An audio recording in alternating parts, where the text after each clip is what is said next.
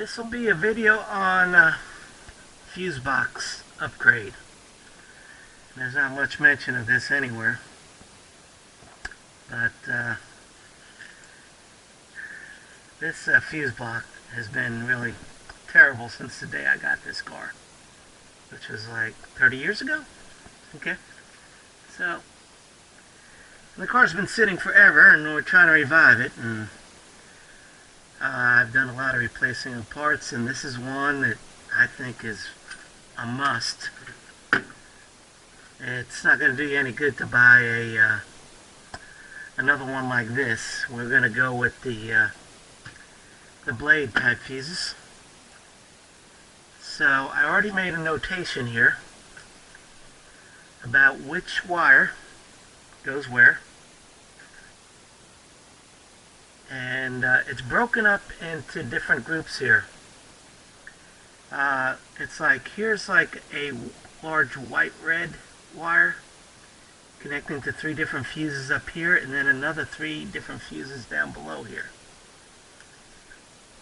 And that would be on this, what? Boy, did I do this back? No, I'm upside down, I think.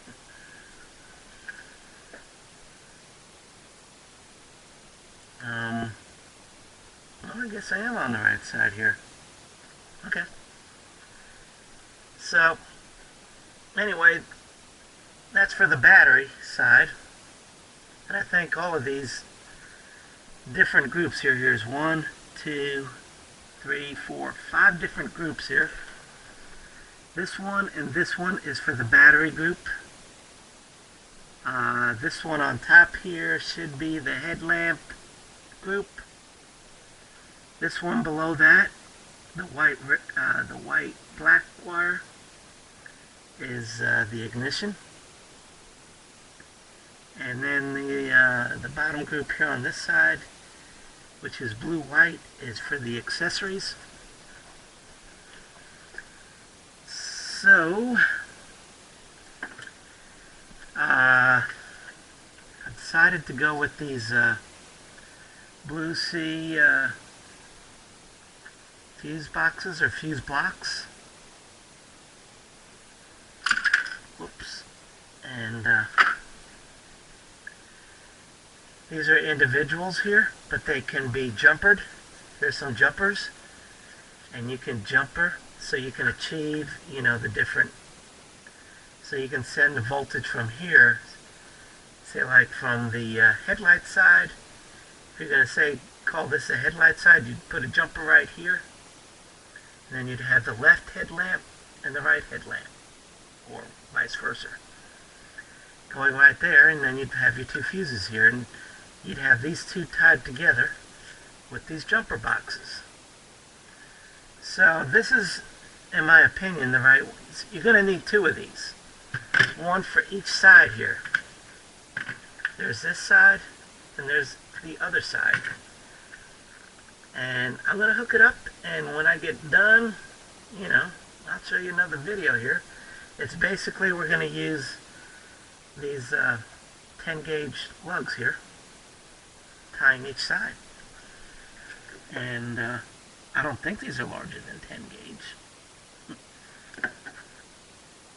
If they were larger than 10 gauge, I guess we wouldn't get so much melting, especially on the fuse, on the air conditioning side. But you almost see in every picture of a fuse box I've seen on the Z cars, you see these broken, melted covers and melted, So we're going to eliminate that problem. It's not good for conduction, and boy, it's just bad for corrosion. Everything that can go wrong will go wrong. If you try using the original, good luck with your car, running right all the time. I don't think it'll happen. It may happen if you do a lot of intensive maintenance to it, but if you don't want to do a lot of intensive maintenance, change this thing out. So I'll get back with you when we're done with this, and I'll show you what I did. Oh yeah, make notes. Take a picture. Take pictures of this. of the wiring. Also print out this and label where each color wire goes here. So in case you do make a mistake, you can go back and maybe fix it. It would probably be easier having this instead of using the field service manual. So I would say go with this instead as your guide. Okay, I'm finished with the fuse box. Here's the old one. And there's all the wires that I took off of there. And I think I've already explained the different buses here for the battery, accessory, ignition, all that.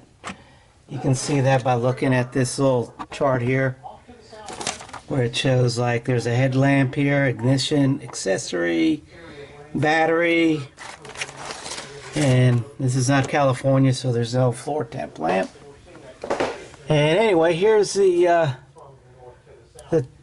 two blocks already wired in, just like this.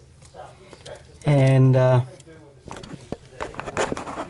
there's jumpers for these three over here, and then there's the jumpers over this for these three here, and then they go off to their individual parts there.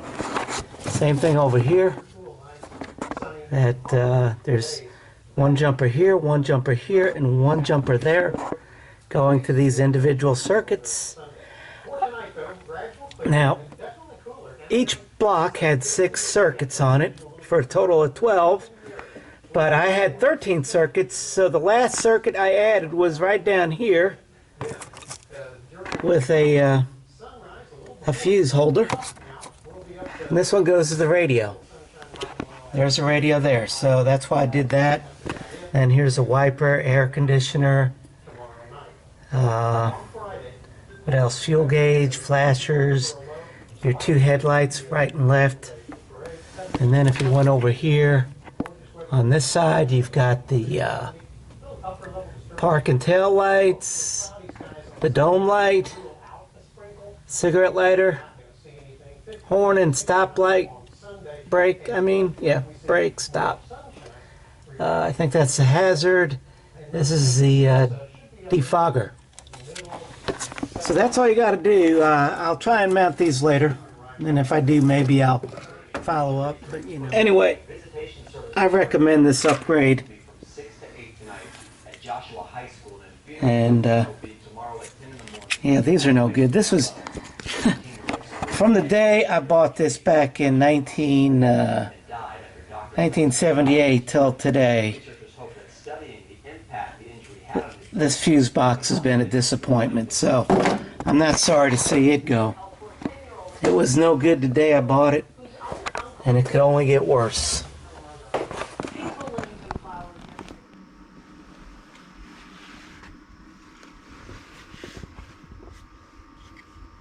Okay, that's the final location. I just put a piece of wood there where there used to be I think some plastic or something that held the carpet in place, but that seems to be adequate place for the fuse panel. You know, I needed a little bit more room since the other fuse panel was very small, very undersized, couldn't handle anything, it would melt. So this is probably not going to melt.